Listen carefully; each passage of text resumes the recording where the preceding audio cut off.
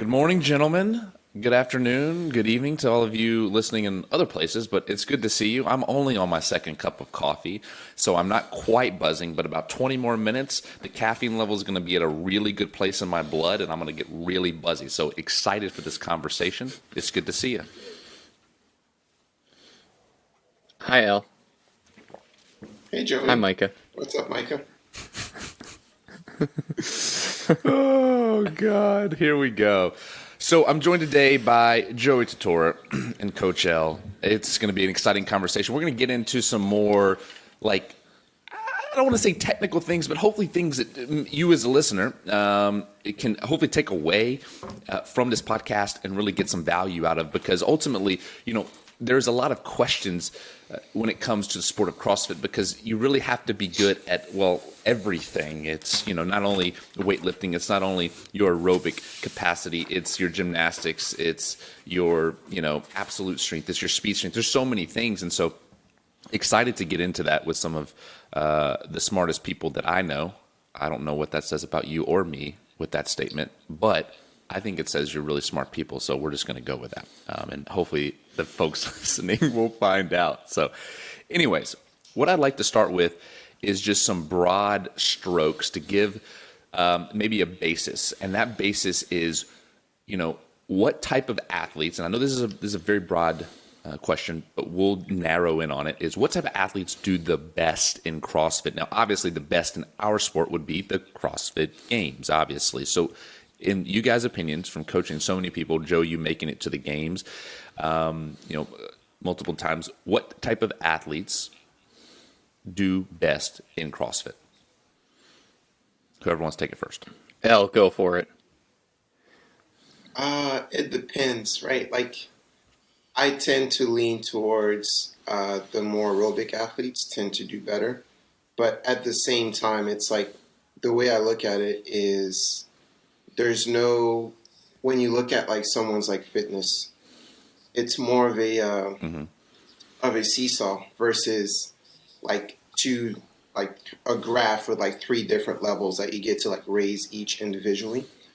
Or if you've ever played like 2K, like 2K gives you like, you're creating a player, they give you like 100 points and you only have those 100 points. But if you use your points on like, let's say on like your strength, you don't have as many points for like your aerobic system, right? So obviously everybody comes in with a certain amount of points. Like Tia comes in with like 5,000 points. It's a little bit easier, right? This is a great analogy. Aerobic system. She can build her strength. She can build her gymnastics. And it can all be like really, really good, all of them across the board. I think that's more accurate way. Like I used to think that if someone is aerobic, I can make them stronger. But the thing is, like, by trying to make someone stronger, you kind of take away from their aerobic capacity in a way, because they don't get to work on that. And it's really a skill that has to be developed. Even if you're naturally aerobic, you still have to work at it to improve it or maintain it, per se. Okay. Joey, your thoughts? That was an apt assessment, El. That was like, it was right on point. First of all, L's really good at 2K. I played against him and I lost terribly. I believe that. Crushed him. But I did take him as more of a FIFA man. That was my just take. I beat him in MLB one time. I've watched El play basketball live. Me too. We actually did it on my bachelor trip. And L, anyways, that's a different story. I might get canceled for telling that story. So story for another time. I'm not going to tell that story on air. You can't be good with your feet and your hands at the same time. It's either or. Like, either good with your feet or good with your hands. I agree. El put all his points in his feet. So when I'm like looking at an athlete, so good. Who does well in CrossFit? They always say like don't judge potential, right? Like don't look at an athlete and say, oh, like there's no way he can do it.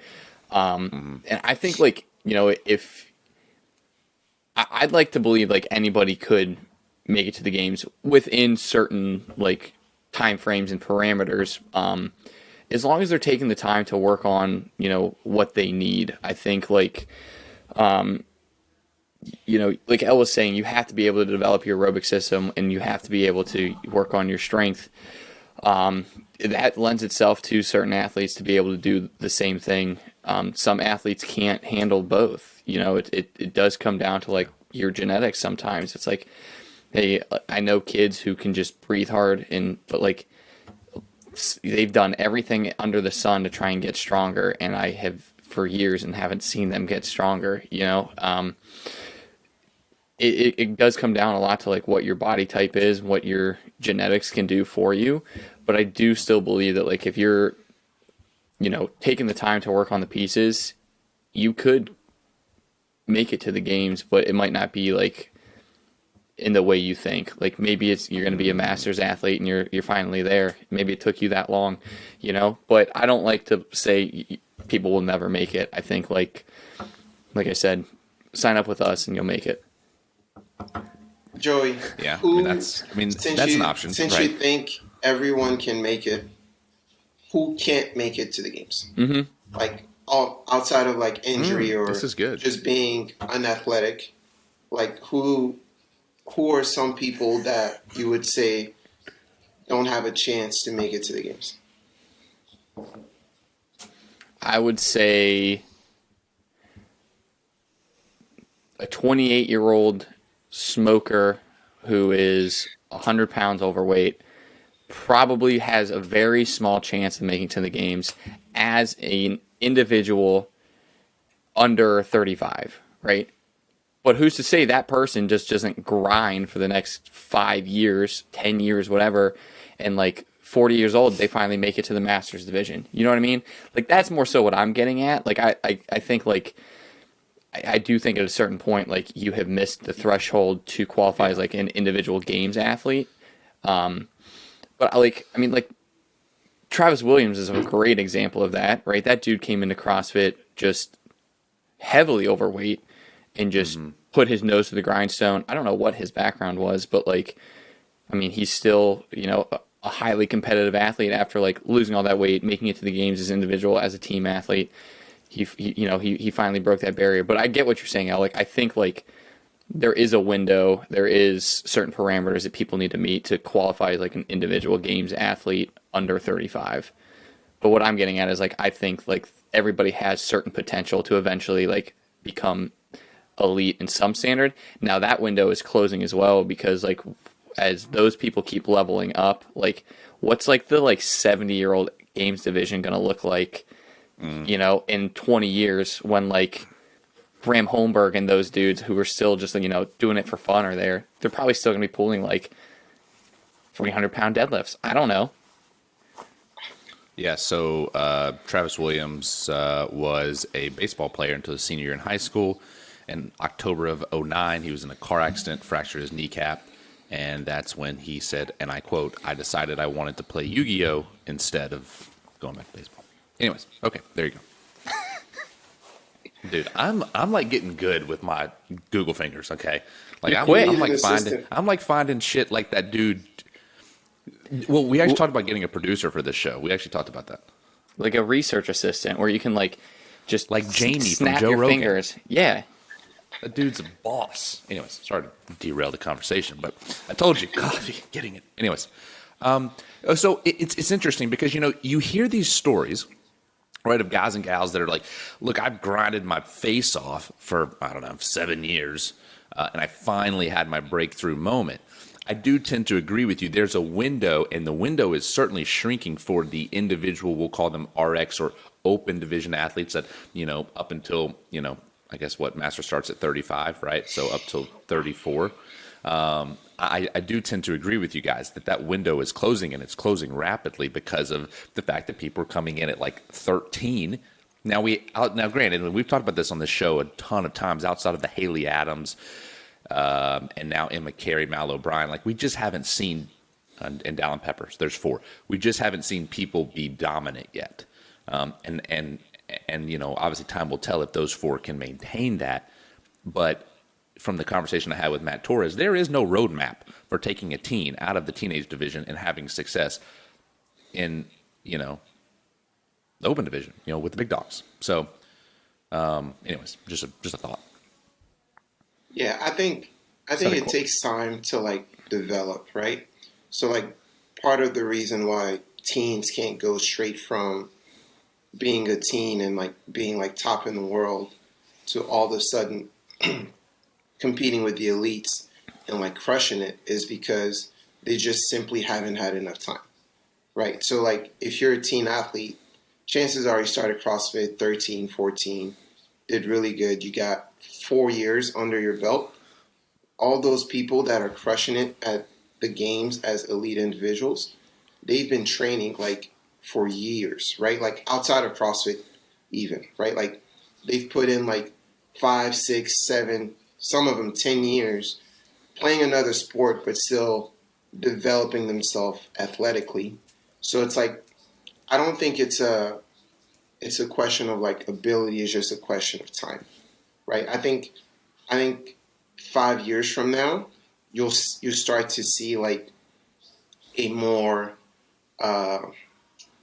flawless like transition where it's like other sport, like the older people retire, and then you have like this new class of athletes coming in, and they're doing better and they're improving, and they're the kind of the new standard for the games, which you're kind of seeing it now. There's a lot of really, really good teen athletes. Joey, what were you going to say?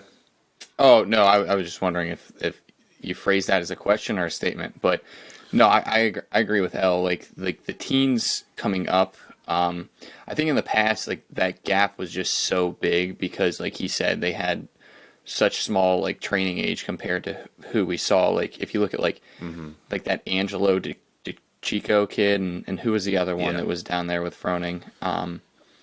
Why can't I think of his name? But anywho, like they were like the kings. That's it, yeah. And like they crushed teens, right? And then like they leveled Angelo up. broke his back. That is or true. Something like that. So I mean, you got to give the dude some credit. And he came back and was a spot out from qualifying this year, right? It was him and Zach Watts at the end at the MAC. So I mean, yeah. But I get what you're saying. Yeah, I think training age is a huge thing. As these kids start to develop earlier and hone in their skills earlier, I do think that learning curve is going to get smaller, as we're seeing with like Emma Carey. She has been training forever. It seemed like the videos of her starting CrossFit are the coolest things I've ever seen. That girl is like a PVC pipe walking around in that gym, and now she's snatching 200 pounds. It's just like, how did you do that? But I do think like developing those other skills and playing like other sports will lend that self to these kids as well. Like Tudor, he was a football player, right? Like I think like playing that team sport will help them develop skills that they'll utilize in competitions at CrossFit games and things like that. Yeah. I'm just curious. So I found this. I was doing some research for this podcast, and I found this on the Big Dog's website. So I just typed in, how strong do you need to be in CrossFit? Okay. And anyways, I found this chart, and for those listening, you can go look it up too. I'm actually going to, since we now have this feature, I'm going to share it on my screen because we did that last time. It was super cool. And I just want to see what you guys think. I want to see if you find these to be accurate. Can everybody see that? Yeah. Sweet sauce. All right. So they break it down into open level values, sanctional or semifinal values, and games level values, values being pounds. Where I really want to go is, I don't really care about the open values. Where I really want to go is the semifinals and sanctionals, because that to me is actually pretty interesting. So they're saying and this was done a couple years ago, so, give and take. They're saying for a semifinal, you need to be able to, for a male, power snatch 230, for a female 160. You need to be able to squat snatch 255 for a male, 175 for a female. And then for your power clean, 295 for a male and 200 for a female. Just curious, like anything on there stand out that you guys would be like, no, don't agree with, or like you just don't agree with this chart, or maybe you really agree with it and go, hey, I think this is actually a really good place to start for people? Just the semifinals. Like, I definitely think that snatch target has moved considerably. I mean, just look at the Granite Games. Like, that is a huge indication of where, like, these strength speed numbers are going. I mean, we all have target metrics that, like, we try and get our athletes to. And those are based off body weight and certain things like that. But, like, if I'm just looking at an athlete and he only snatches 255, in my head, I'm like, we got to get that up or you're not even competitive with that. Okay. All right. Anything else, Elle? You see anything that stands out? I mean, they seem pretty accurate. I think that as a baseline for getting there, that's definitely like a good starting point. Obviously that's only one small piece of the puzzle, because people are going to look at that and go, all right, I can go to semifinals. Like, no, that's like 10% of what you need to be able to do. All right. But yeah, I think that list is pretty accurate. Okay, so outside, I'll reiterate. So outside of, we're going to call it the squat snatch, you think that this is a good indication of someone that can at least get to a semifinal. So on the flip side, because you said that's one piece of it, so on the flip side, what is, in you guys' minds, the other piece of it?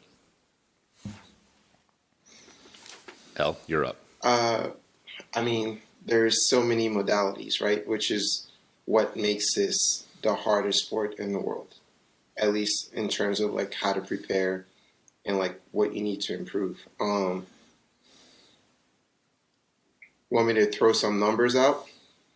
Let's do it. Yeah, let's right. Give the people what they want. All right, I'm gonna say a 6:30 2K to get to semifinals. And we're talking a row. Yeah, 2K row. A 10 minutes and 30-second 3K run. I'm gonna go 100 chest to bar under 5 minutes. 100 toes to bar under 5 minutes. 30 muscle ups in 3 minutes. 65 straight handstand push-ups in 5 minutes. What am I missing? Some people are flipping their shit listening to these numbers. Fran under 220. But Fran is irrelevant, because now you got to do Fran like in 230, rest 5 minutes in times 204. 4. Like, even doing it once is so not true. good enough. Like, you got to be able to do it Totally multiple times agree. and sustain your effort. Or just do friendly Fran once, and then we can call it even. Right. You know, my favorite test to like kind of determine how close someone is to like Yeah, let's hear it. make it to I'm the really games, curious about this. or make it into semifinals is 10 rounds for time, 500-meter row, 15 burpees. And 15 burpees. If you're not hitting that under 27, you probably have some development to go as far as your aerobic system and your muscle endurance. That's a good probably test. the biggest. That, and like obviously your strength numbers, but that as a starting point tells me a lot about where someone is capacity wise. Okay, Joey. Joey, what's your time? Agree. Tell us your time, Joey. And who was coaching you at the time, Joey? Elle was my coach at the time, and I think I went like 22 flat. Mother. No, that's not true. No. 24, 22. I was like, are you serious? No, it's 24 24, to 22. 22. That the was, reason it's funny is because Jacob write. Hepner had the fastest time, and I said Jacob Hepner got this time, beat Jacob Hepner, and he killed himself trying to beat Jacob Hepner, and it was awesome. I sold my soul, and that, I mean, if you could write me a favorite workout, that might be it. Like that was my jam. But then I was on the other flip side, right? I was like, You're my an max aerobic athlete. right, my max back squat at the time was 405. I could hit like when Ella and I started, I was at like a 260 squat snatch, I think. So like we knew what I had to do. And it definitely worked. When I was with Elle, I hit 275 on the snatch. Trying to think what else we did. Which is crazy that gets you like 17th at a semifinal now. It's insane. It's insane. super sad. I'm not just better. stating the facts. Yeah, I I'm know. just stating the facts. But like that's really telling. Like you said, like it's amazing what you can figure out from an athlete just by like putting them through like the test week that we do, and it lays down a roadmap of exactly what needs to happen. And it's really fun to look at these numbers. I got a few athletes doing it right now, and I'm just like, oh, I can't wait to just make you just breathe hard. First of all, it's not a test week. It's test weeks, plural, and it's awful. Correct, yes. Okay, you feel like you're coming apart at the seams, is what it feels like. Mm-hmm. But it was a good experience. It's an eye-opening experience. And if you don't assess, how do you actually know where you are? And the answer is you don't. You're guessing. You don't actually know where you are. You think you know where you are, but you actually have no clue. So you do these, tell me if this sounds familiar.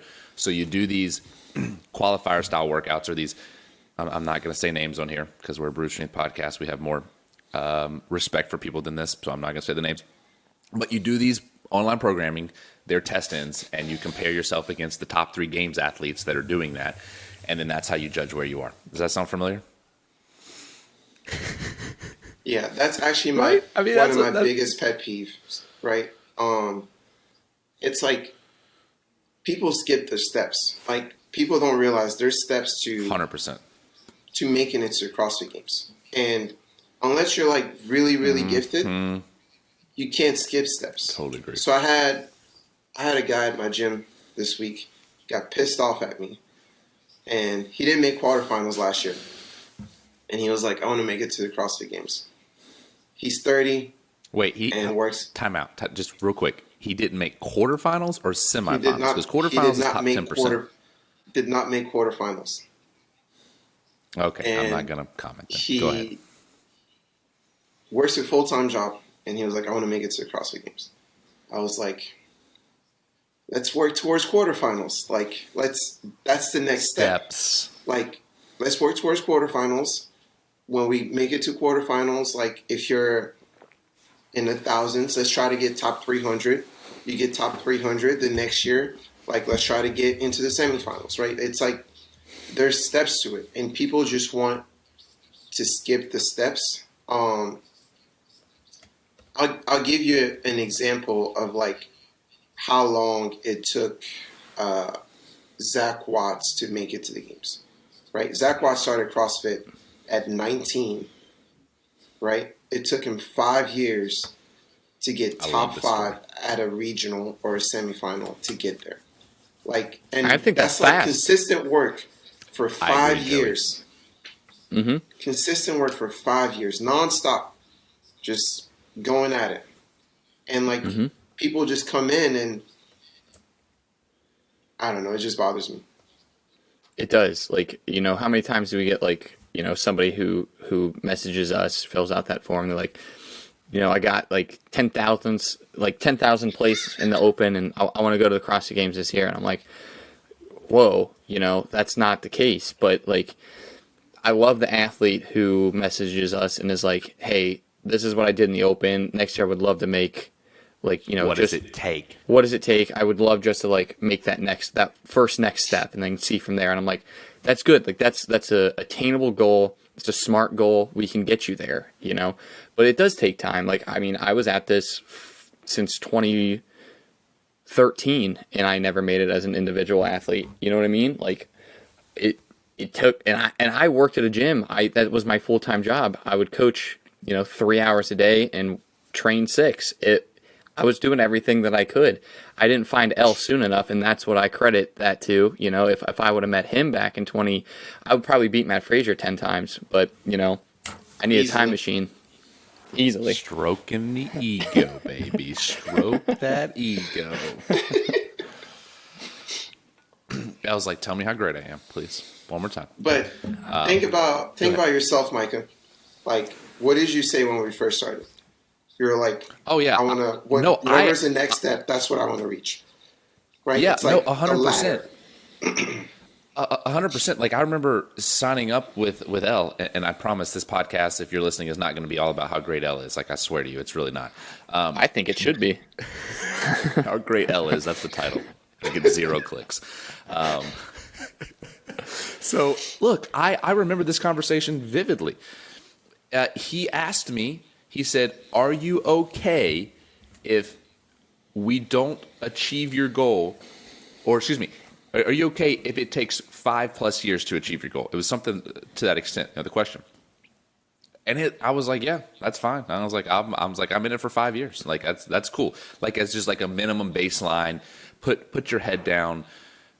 Basically, don't look up and just grind your face off. And that's just like the price of admission to stand in the line to go in the gate. That doesn't mean you're going to go in the gate. It just means you get to stand in the line with all the other people trying to try. And for a lot of people, that's not going to happen because we live in a fast food world where I want it now and I want it 10 minutes ago. And if you didn't give me 10 minutes ago, then no. And if I have to stand here or it's too hot now, or I have to work too hard or I have to pay too much, then the price of admission is not worth it to me. Cool. You're never going to make it because your mindset sucks. All right.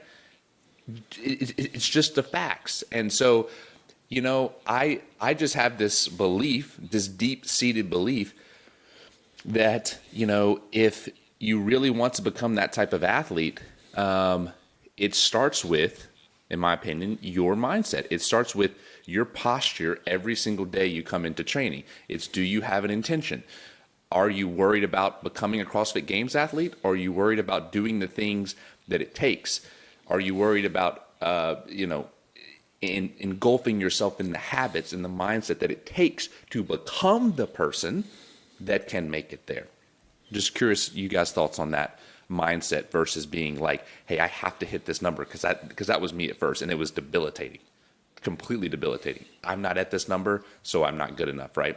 And so flipping that mindset, I think, was a key component to starting to have progress.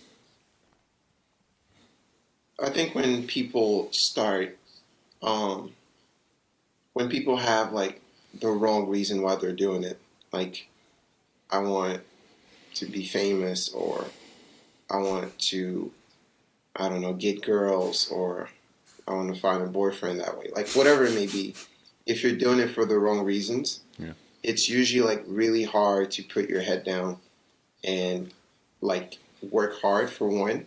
And two, like, it's not like while you're working, you're not seeing progress, right? Like, because if you're doing something for a year and you don't see progress, you should probably make some changes. You're making progress, but it's small progress that's getting closer to that goal. To me, that should be enough to tell you, like, I'm doing the right things. I'm on the right track. I just have to be patient and keep working at it. But when the reasons why you're in the sports are wrong, and you have like these ulterior motives, like it tends to like lead you to where you either realize that you don't want to do this really, and you find your way out of the sport, or you become extremely frustrated. And like, I was reading this morning, it's like when you're training, your mindset should come from a place of gratitude versus like this place where you're expecting like results. Like, if I work hard, the results will come. Yes, sometimes, but also sometimes no, right? Yeah, but that's, to me, like, if you have the right mindset and you're in the sport for the right reasons, you're going to put your head down, you're going to make sacrifices, and you're okay making those sacrifices because they align with like your purpose. When you're not aligned, it's really easy to get frustrated, and you'll find yourself out of the sport very quickly. That's huge. I love that. I love like the athletes that are quiet on social media. Those are, to me, the scariest athletes out there. Those are the ones who I think are doing it for the right reasons. I hate the people who like do this stuff for like Instagram. You know what I mean? Like people post all their successes on Instagram and stuff, and then like they get frustrated when they don't see themselves on the next level. And I think like that's like such an external motivator. And you have to be really like intrinsic when you're trying to train, right? Like when I was like in the heat of things, my biggest motivator was like, okay, I just want to like, I'm trying to go to the games. Like I kept visioning myself like there, and I kept thinking like, why do I want to be there? Like what is driving me to do this?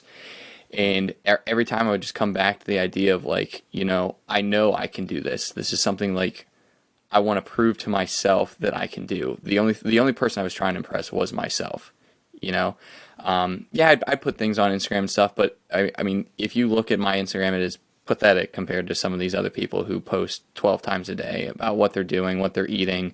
Every session they post something, and I get it. Like some people make money off that. Do you? I'm not knocking that. I'm knocking the fact that like you're using your Instagram and your clout and like those extrinsic motivators to try and get you, because that only goes so far. They've done studies about that where like, offering somebody, cash amount to try and do it. Like I wasn't in this to try and make money. I was in this to prove to myself that I could do it. And it's a hard lifestyle, even with the correct motivators. But yeah, like you have to have your visions aligned or you're going nowhere. Yeah. Quick question, it's interesting. Micah. Yeah, go ahead. Sure, please. Which do you guys think is harder to make? The NBA, the NFL, or CrossFit? Just to make it as a professional. Let's define like what's a professional Like CrossFitter? Making money. What is our definition of a professional CrossFitter? You make money doing the sport. Yeah, you can't go by that. You can't go by that. So Then that means there's like 50 professionals. Like okay. You can't have Yeah, 50 professional athletes. That can't be the case. Like I think it has to be a little bit broader than just making money. So you're telling me that you still need to be a bag boy at Walmart so you can make ends meet? Like, no, I'm not buying that. That's not professional. No, you don't need to be. You don't need to be. You need to live with your parents and not have any bills. Mat Fraser. I mean, Zach Watts. Mat Fraser, right? Zach, no, he didn't live at home Did he anymore. move out? Does he? Okay. Yeah. I don't know. Zach's doing it big. He's probably got some penthouse. Right. No, but we have to get living the more lifestyle specific than just like 50. All right. Well, then define it for me, and then I'll answer the question. But I'm just saying, if you're telling me to define it, it has to be at some level as a professional that you're able to make some type of monetization. Now, whether that's from, as Joey's referenced, Instagram, or whether that's from the sport itself, I still think it's got to be monetization. It's got Let's to go broad range. Top 1,000 in the world. Okay, that's fine. You're a professional. No, that's too broad. 500, top 500. That's in the I was world. gonna say that's out of the open. Or like, yeah, define that. Here it is. Here's the standard. Let's see. Professional Okay. CrossFitter. Here's the definition of a professional CrossFitter. You were within 50 spots. No. Already. You made it to semifinals, obviously. And you were within qualifying range of semifinals, at least. Like you missed out by like 1 or 2%. Okay, so it's like basically the top 200 from the quarterfinals. North America. But in Russia, North it's like top 30. Yeah, I got you. Okay, so Yeah. fair enough. So the top 200, I'm good with that. The top 200 from the North American quarterfinals and its relative basis upon, participation in other countries. Okay, got it. Cool. Joey, go ahead.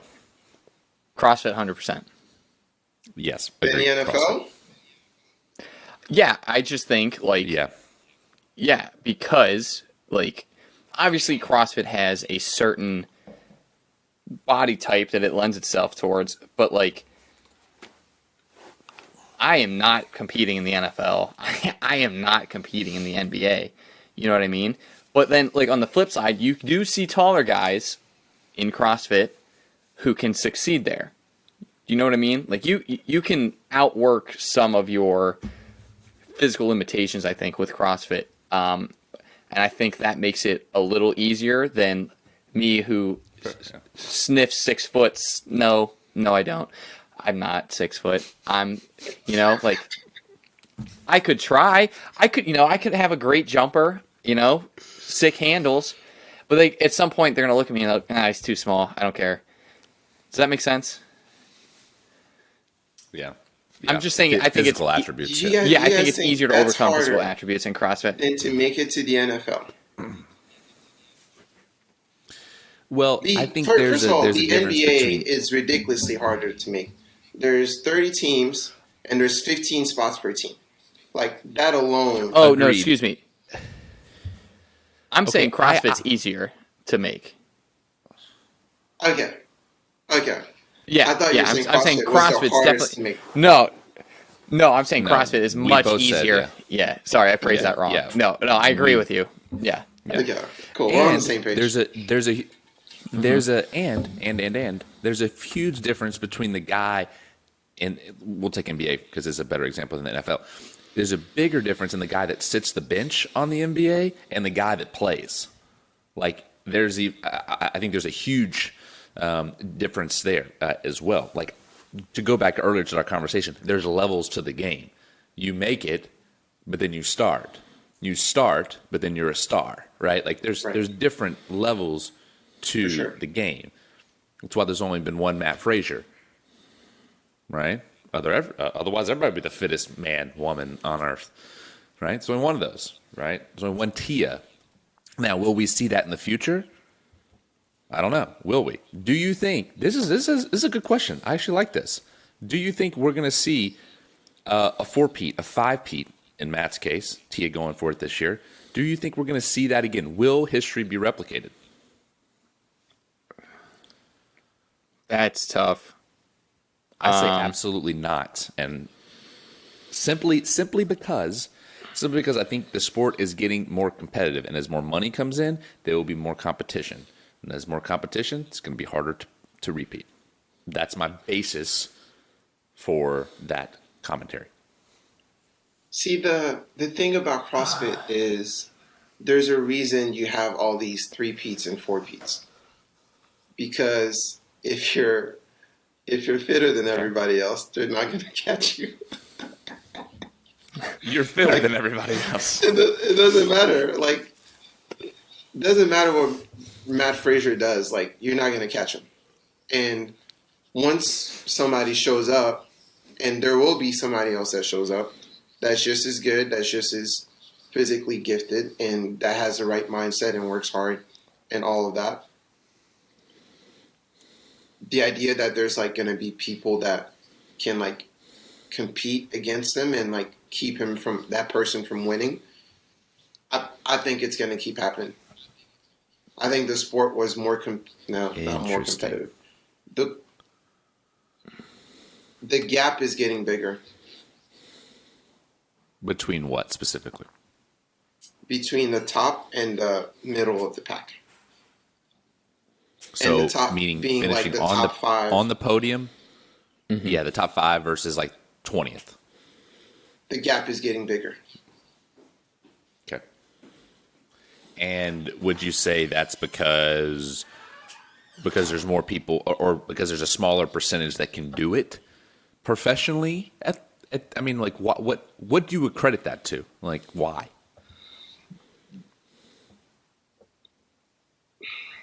I would say money, right?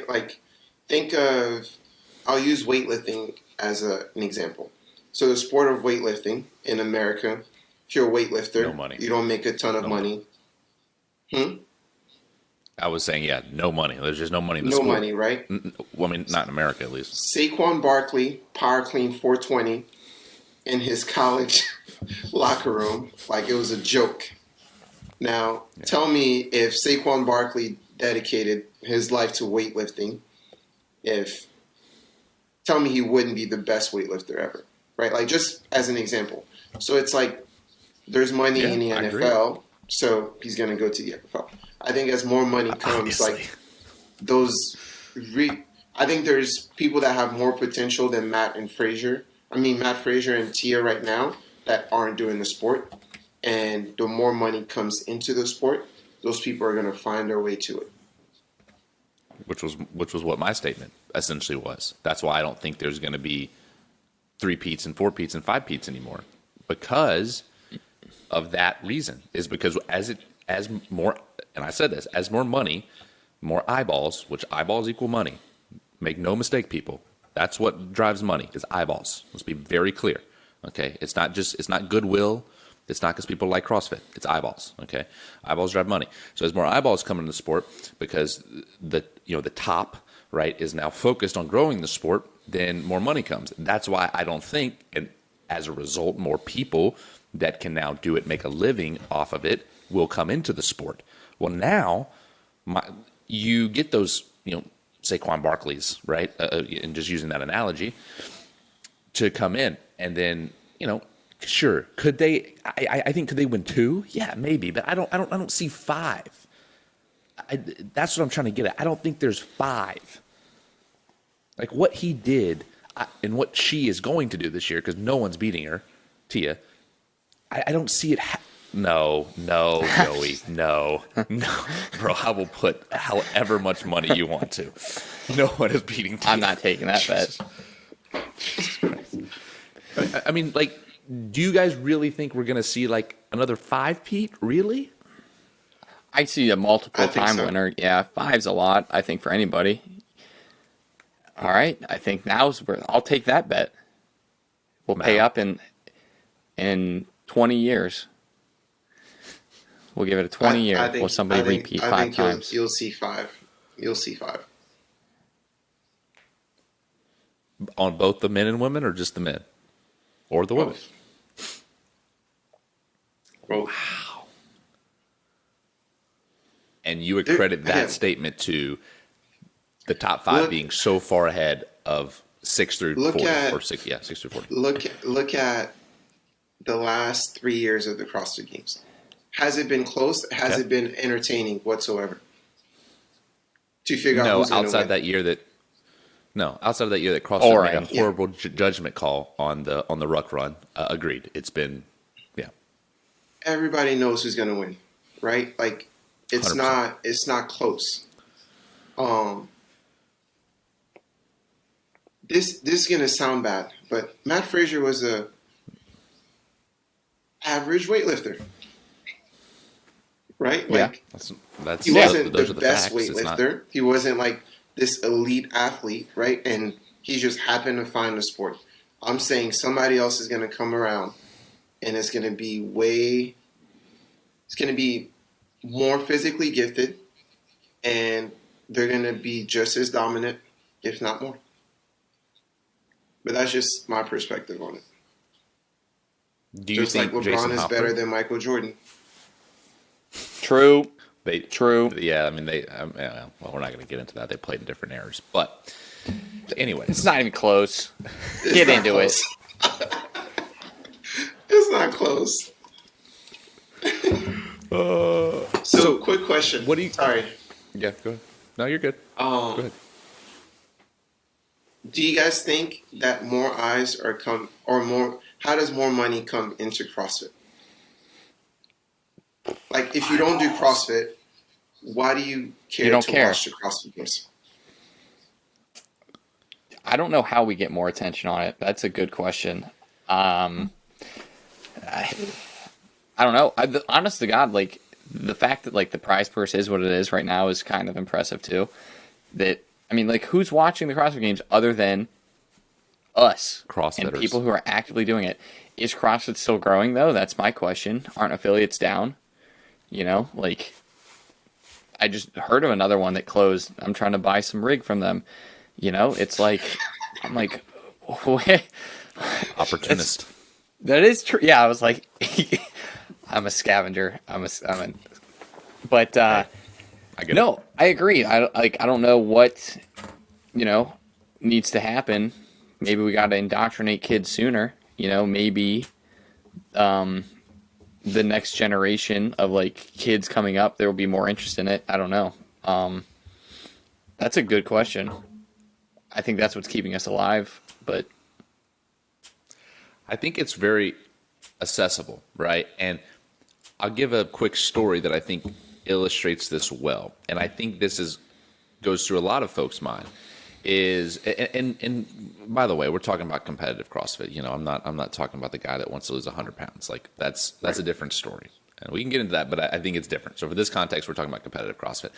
You know, Jason Hopper's story, for example, walks on at Clemson, or excuse me, as he's walking on at Clemson, kind of that gap year, he essentially finds CrossFit to stay in shape, right? So. Because he didn't have access to a weight room, right? And so I think, and then he goes, oh, wait, I'm kind of good at this. Like, already has some pieces together because, you know, high-powered athlete, right? Already has some pieces together, and then, you know, obviously walks on at Clemson, which is impressive, right? I mean, Clemson has either won the national championship or been there.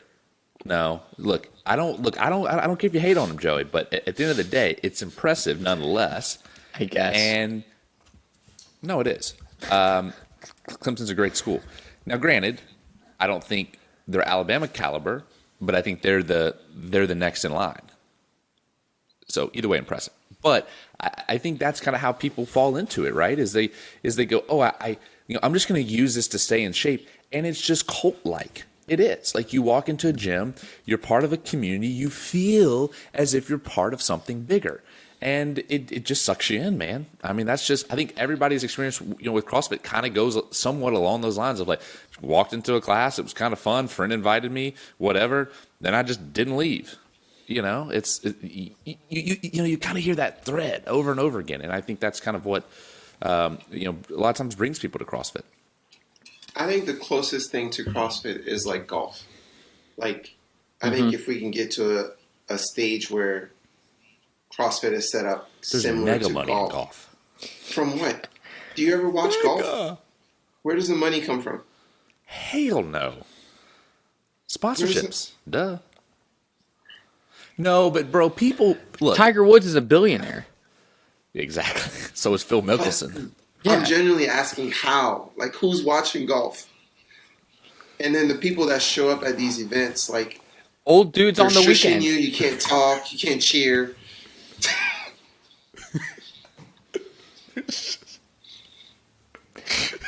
Oh, okay, yeah. I mean, golf is like a super expensive sport, and I guess you could consider CrossFit as well, just because like CrossFit is too. Right. Supplements, gear. I mean, your multiple gym shoes. Your gym membership's at least $150 a month. That's on the low end, you know. Yeah, that's cheap. But like, I mean, for golf, you're at least, like a set of clubs is like $1,000 if you want a nice set. You know what I mean? Like minimum. Yeah. Minimum. So there's that's where like money comes from. That's interesting though. That's a good analogy. I do agree with that like CrossFit is the fringe golf. Like, just opposite in every way. But anyways, but like, right. So, okay. So if we're going to get into this, let's dive into this, right? Like, I think what looked more like golf then was the season structure of sanctionals, right? Where you had all these, as Dex said, private industry folks that were putting on these events, paying these athletes a good living to go and win. I mean, I think Mat Fraser said he banked it was something stupid. It was like 60 or 70,000 after he won the prize purse plus all the event wins at Dubai. Like, dude, that's like good money for a weekend of working out for 8 workouts. That's not bad money. All right. Like, on top of the sponsorships, on top of this, that, and the third. Now, I understand there's only one Mat Fraser, but there's only one guy that wins the PGA Tour every year. I mean, right? Yeah, Yes, but I that's mean, different. the dudes who are getting last are still 150. getting is getting $200,000. Fair enough. Exactly. Fair enough. Fair enough. Exactly. I And I got dead last at Dubai. I didn't get that. Damn. Damn.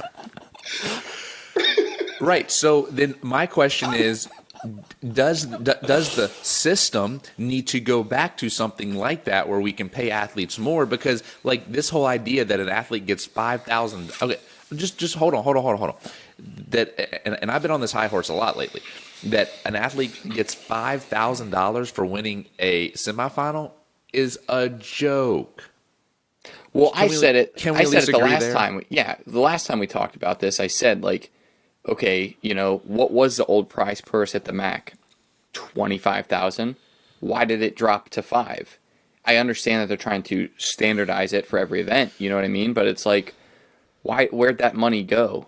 Maybe they had to pay CrossFit their dowry essentially to, have the name on this. Sure, I guess, but like that money just like disappeared, which I don't understand how or why.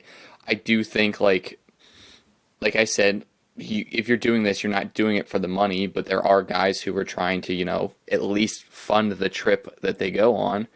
It's hard to love something when you're going completely broke doing it. I don't know. Like, I think there should be an opportunity for these athletes to at least pay for the trip to go. I never understood like for regionals every year, I had to give you another like $300 registration fee to just go compete. Like I was like, yeah.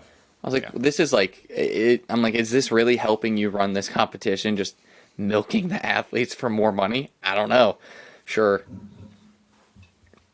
I don't know. That's where I stand. Yeah, I hate sanctionals. As a coach, I hate sanctionals.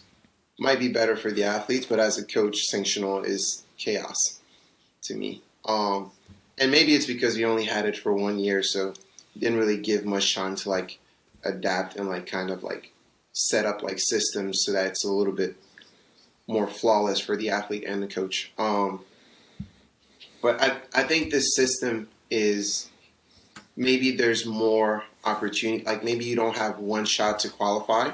Maybe you have like 2 or 3 to qualify to the games, and that's a better system. But I think the way the stages are set up is probably best for the athletes. But I mean, you got to keep it a level playing field. I think the one opportunity per athlete is so that like the athlete that's getting like a bunch of money from sponsorships and has the opportunity to travel a lot isn't getting an unfair advantage on the person that has to fund their trip every time just to go to these sanctionals. So in a way, it does kind of level the field, but having 26 sanctionals a year, I think that's going to make athletes worse because now you're just, it's like there's no time frame. Yep, like AAU sports. Like kids are playing freaking 100 games a summer. You have no time to work on your jumper, no time to work on your dribbling, like your skills. Like I keep referencing basketball, but you guys get the idea. Yeah, any sport like that. Like I think this past year was one of the best seasons we've had just because of how clear everything was, and like you said, like how level the playing field was. I was like, you're going to this one, you're going to that one. That sanctional system was terrible, and it was just like a lazy way of CrossFit trying to get rid of a problem that they had with like funding regionals. I think, I think like if I was competing in this, I could much more like. I could justify this in my head, and now as a coach, like, okay, this is what we're planning for versus this shotgun blast of competitions you're hoping you get into or don't. Like, there's no way for us as a coach to effectively do our job if that's the system that we have.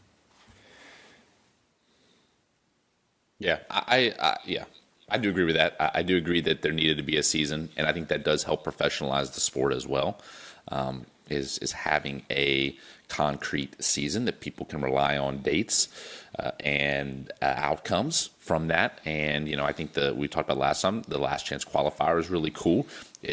I think it is kind of a catch-all that people can have that extra chance, because in the past they didn't. And I think that is really, really, really cool. I'm curious, switching subjects really quick. Are y'all familiar with the Emma Tall situation, or what happened with Emma Tall? They posted the wrong score or something, or Okay. I forget. Yeah. So really quick, here's what happened, because I want you guys' opinion on this. So essentially, she does that workout Gretel, which is 10 rounds of time, or 10 rounds 4 time, 3 clean and jerks, 3 bar facing burpees. Okay. So very fast workout. I mean, very fast workout. Transitions are everything because there's so many of them. So and I went back and looked at the workout. The description, I read, I downloaded the PDF from CrossFit, and I read through it. So in the video, I watched her video, her coach settled. So once she got done with her last clean and jerk and dropped it to the ground, her coach settled the barbell for her by just simply, he was on the side, so he just grabbed the barrel of the barbell and settled it for her as she was descending to the ground for her bar facing burpees. Now that was, since it was 10 rounds, it was 10 transitions that her bar was settled for her by her coach. When CrossFit looked at that, they gave her a penalty, and she was borderline 5th. Her and Sam Briggs were 5th and 6th, respectively. That ended up Emma Tall knocking her out of qualifying position once they assessed the penalty. And they said, essentially, your coach cannot give you any assistance.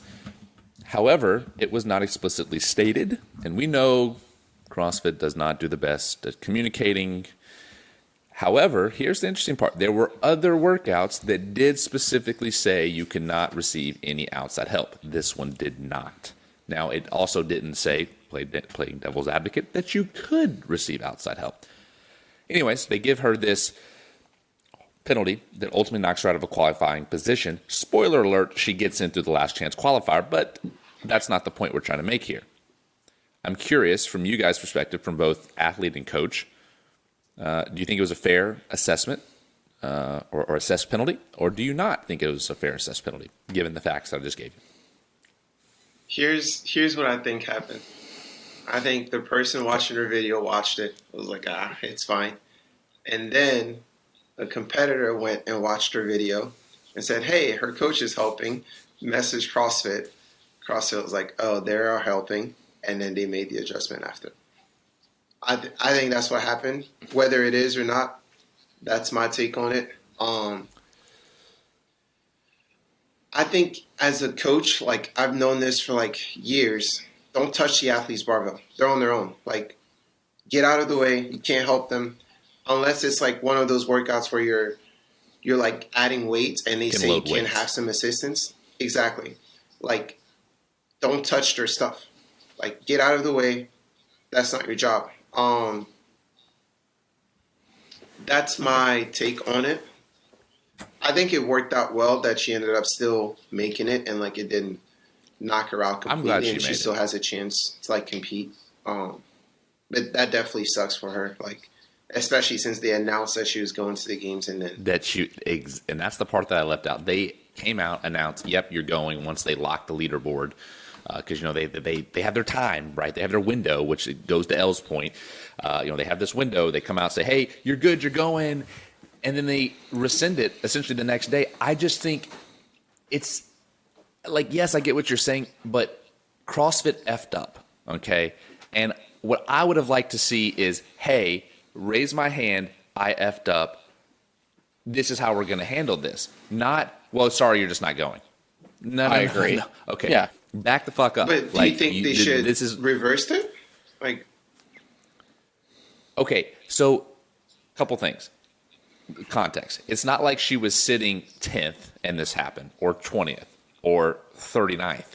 She was sitting qualifying spot. So the gravity of what's happening is also there. I also get that Sam Briggs, who's been to the games umpteenth times, was the person that received the benefit, we'll call it, from this fallout. Now, I'm not a conspiracy theorist, but it's interesting nonetheless. Just saying. Anyways, I know, controversial take. Had to give one. Got to give one at least every podcast. Here's what I think should have happened. Okay, I think CrossFit should have come out and said, first and foremost, before they opened their mouth, said, "Hey, I'm sorry, we messed up." Let's just start there. Let's just have that conversation, right? From there, I think it would have been okay to say, "Hey, you know what? You know you're not supposed to get outside assistance. Yeah, it might not have been the clearest thing ever. Again, taking some blame, but unfortunately, it's a hard decision, but we can't let you go." Cool. Okay. Or the alternative is we're going to give you a wild card because that is still in the rule book. Just FYI. I would have been okay with either way. You ever seen the NFL or the NBA apologize for anything? You ever seen Apple apologize because your phone is slower because you updated it? Does that ever happen? Yeah, why would not they apologize? Okay, in this case, I think it's a little bit different than your phone is slower. Could we just agree on that? Okay. So 10 rounds for time, right? Yes, 10 rounds. And her coach placed the bar exactly where she needed it to be every single time after she did her clean and jerks. Right? Mm-hmm. Mm-hmm. 10 rounds for time, that's 10 transitions. Let's say he saved her 2 seconds per time. 2 seconds. Even 1 second. Did he clamp her weights too? That's another. No. No. And you can go back and watch it. No, you can go back and watch it. He just settled it. He just settled. Why is he settling it? Get out of the way.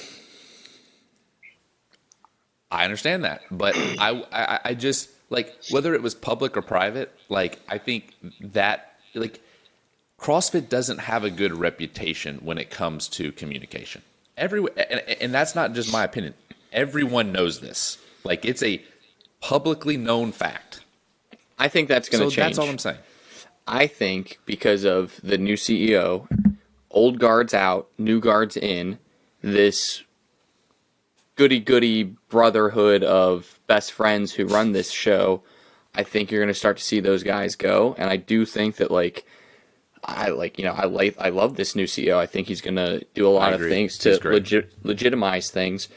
Because in the past, it was like this, fraternity of best friends who were in charge of everything. Good old boys club. Yeah. Dave had his boys running stuff, whatever. I do think Elle's story of, somebody got upset because they saw the video, right? Whatever. But I still, he said, even during the open, if you're judging somebody, you don't touch their stuff.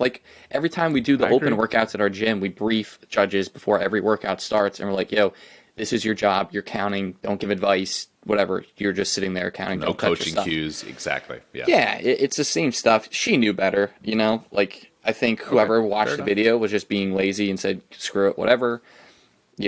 But as far as rectifying the situation, I think they did the right thing. I think they were somebody, maybe they could have said, hey, somebody on our end didn't watch the video close enough, but we still have to assess this penalty.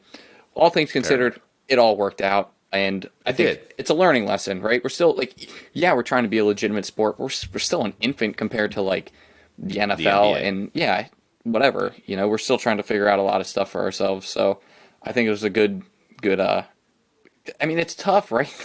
Especially with that would never happen at a competition, right? Never touch your ball. Your judge at the competition isn't fixing stuff for you. I've been in the situation where they're you're in lanes, your bar goes in the other lane, they're no repping you, and they're you have to get it. Exactly. Yeah. So it's the same thing. She knew better. She's a seasoned vet. Whatever, it's fine. Hey, I'm just trying to bring the controversy to this podcast. That's all. You're doing it. That's really my job. Yeah. Pour it on. If Dex isn't here, I have to do something. So. All right. So before we jump off, just kind of some quick hitters, and then if you guys want to bring anything up, how much aerobic work per week on average? Because obviously there's this big hey, and Elle and I've had so many conversations about this whole zone 2 thing. And it's funny, everyone got on the Zone 2 train when Mat Fraser was like, yeah, I do Zone 2 training. It's been around forever, buddy.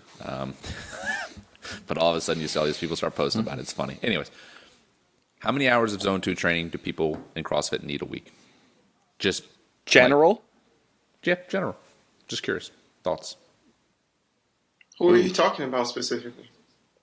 Let's say most people probably listen to this podcast, probably trying to make it to semis. How much time do they have to train?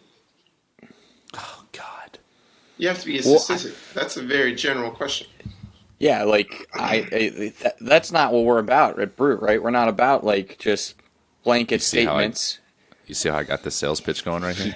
Freaking I'm a good podcast host, let me tell you. Wow. We just got Miyagi, didn't we? I know exactly. Wax on, wax off, bitches. I know what I'm doing. Wow. Go ahead. Answer the question. Yeah, I mean, are you like a more powerful athlete who's trying to be more well-rounded? You're going to need more aerobic work.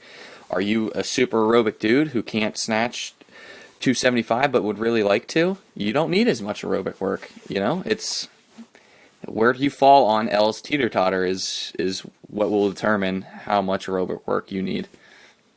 If you meet all of those at the beginning of the podcast, we talked about all those like minimum requirements for semifinals for those athletes. If you meet all of those, then I would say 50% of the total amount of time you spend training should be spent on Zone 2. So if you train for 20 hours a week, 10 of those hours should be spent doing Zone 2 work. And like Zone 2 comes in like a bunch of different forms, right? Like it's not just if I give you 10, I got it. If I give you 4 10-minute AMRAPs, it can still be Zone 2 work, right? Like it doesn't have to be just sitting on a bike or just rowing, right? Like you have to get more creative, and that's how you build the muscle endurance needed for the sport. In a very succinct sentence, what athlete makes it to the games? Succinct. You got to be succinct. Can't what be does that clouded. mean? I don't you know can't what give that 13 word means. things. Succinct, to the point. Yeah. Oh. Like an axe. Is that Alabama language? I've never heard that before. No, bro, that's like highfalutin language. It's like I'm smart as shit. Somebody read a book today. That's right. It was the It's Google like word Stephen of the A. day. Smith. It He gave read me the his definition, dictionary. too. He had to bring a word out.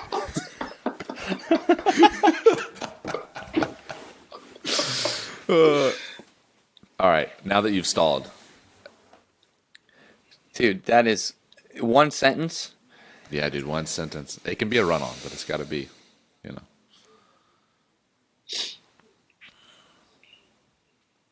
Whoa. Yeah, right. Just blew your minds. I feel like last week when I said this, but we're going to have to Michael Scott this situation and just start a sentence and hope that we find our way as it goes. Sometimes I start a sentence and don't know. I don't know where it goes. I just hope I find myself along the way. I would say, the athlete who makes it to the games is one who is working on. See, this I gotta. This is hard. It's hard, man. Let me A write this strong, down. resilient athlete I love it. that has the resources and the time to train for the games. I love it. There you go. All right. Anything that you guys want to touch on before we hop off here? Any subject matters? LeBron's better than Michael Jordan. Okay. That's a We've great way established to that. end. Ronaldo and Messi. Messi. You guys don't watch soccer. You don't know Jack. Not at all. No, but that right there tells you brand clout, right? Ronaldo We is both said that. Ronaldo is slightly better than Messi. I will say I have watched Ted Lasso, which is fantastic. And if you haven't on Netflix, Sunderland Till I Die. They Great are show. great show. I would equate them to the Cleveland Browns of the Browns guy. European League. 100%. Equally trash. Yeah, terrible team. Great fans who just hate to watch them, but they will every week. Jesus. Browns. Yeah, that's Browns in a nutshell. Super Bowl this year. No, I'm sorry. That's not happening. It's just not, man. I don't see it happening. I'm sorry. All right. So in terms of here's the right hook for all of you guys listening. L, Joey, you're both accepting clients, yes? Mm-hmm. Certain clients. Oh, Listen, wow. So you L is. Let's hear I don't know how he has time to sleep. He has so many clients. Look at my eyes. I'm not sleeping. Clients, new baby, him and I both, you know. Jesus. But indeed, I am accepting new clients. L will take certain ones. Yeah. Reach out to us if you got questions. We will show you the way. We will be your fitness Sherpas. So since I'm the only person that's not coaching people on this, through Brute on this podcast, I will say this: if you are the athlete right now that has aspirations to make it to a semifinal, get past the quarterfinals, make it to a semifinal, and you are, I'll say it, doing just regular old programming. And I'm not hating on any of these people because I've seen their programming and some of it's really good. I've followed a lot of it. I think it's good. But you have holes in your game because clearly, if you didn't, you would be there. I think that's fair to say. You would be there. You'd be at the games if you didn't have those holes, or those holes were minimalized. At the end of the day, if your point of measurement is, well, I'm going to look at the top 5 or 6 games athletes that are doing XYZ programming, and I'm going to use that as the measuring stick to see where I am and do the test-ins and the test-outs. If that is your form, because I think that's a lot of people listening, or I'm going to program hop, just to find the best program of the day, you owe it to yourself to have a free conversation with these guys. Honestly, it's free. And you're not talking to a salesperson. You're talking to one of them. Now, are they going to ask you to be their athlete if they think it's a right fit at the end? Yeah, they are. Okay. Spoiler alert. But you owe it to yourself to have that conversation. I say it all the time. It was the best 30-minute conversation that I've ever had, outside of probably the conversation I had it with my my now wife at a competition when I met her. That's a different story for a different day. But it was a horrible conversation. Ashley was like talking to a wall. I was like, how did we end up together? Anyways, but seriously, you owe it to yourself to have a free conversation. The link will be in the bio if you want to have that conversation, as well as these guys' Instagram handles where you can reach out to them, and in time they will get back to you as well. But the most official way would be to fill out the form, because that's what they're going to have you do anyways, just to see the baseline of where you are. Anything you guys want to add on that before we jump off? Very succinct. Damn. I'm going to make a big statement here. In 3 years, no, 2 years, Joey's going to be coaching athletes at the games. It could be you, or it could be somebody else. Ooh. The choice is yours. Yeah. There you go. Might be coaching right. that person that does that 5 times at the games again. Never know. Never know. I will love that. Yeah, agreed. Get yourself a coach, guys. If you're a competitive athlete, and it's not just, and notice I said coach, not a programmer, a coach. There's a difference. Programming and coaching is different. And if you don't know what that means, I'm not going to get into it on this podcast, but you can DM me and I'll be happy to talk to you. But there's a difference. So you get a coach. If you have a programmer, it's not good enough. Not going to make it. The sport's evolving. Okay? You heard it here, folks. The Brute Strength Podcast, episode 13. Let's go. All right, gentlemen. I'm going to go swim with my wife. And by swim, I mean she's going to doggy paddle, and I'm going to actually swim. So. You're being so much. You've thrown shade twice in this podcast. No, see, You're going to okay. be eating PB&Js tonight. Like, So she's not making you dinner. Yeah, I hope she doesn't listen to this, man. no, so that's the thing. She's about to come in, so I gotta hurry. So I have to give her these Easter eggs on the podcast so that she'll listen to them. Hey, babe, I love you. She just came in the door. I have to give her these Easter eggs. So like I tell her, hey, babe, there's like some Easter eggs on the podcast. You listen to them, and then she'll like text me. She'll be like, why did you say that? Like last week when I said she couldn't swim. And then you double down this week. Yeah, but she's staring at me. Oh my God. But let me tell you, she's a great cook. I told her that like I always wanted an Asian wife because I love Asian food. Like I have an obsession with Asian food. And let me tell you, she's the best wife ever. She cooks me Asian food all the time. She got this wok. I don't even know what that stands for, but it's what you cook Asian food in, evidently. Anyways, love it, love it, love it. She's amazing. She's like the Pinterest queen. She knows all about how to find the recipes and make them healthy for me. It's amazing. She uses almond milk instead of regular milk. She uses the gluten-free breadcrumbs instead of the... Anyways, I could go on. She's the best ever. All right, now that I've... He's making sure he has dinner tonight. He has to end on a good note. Now that I've earned my dinner, I will see you gentlemen later. Thank you for your time. Thank Peace you. out. Thank all of you for listening, and we'll see you on the flip side.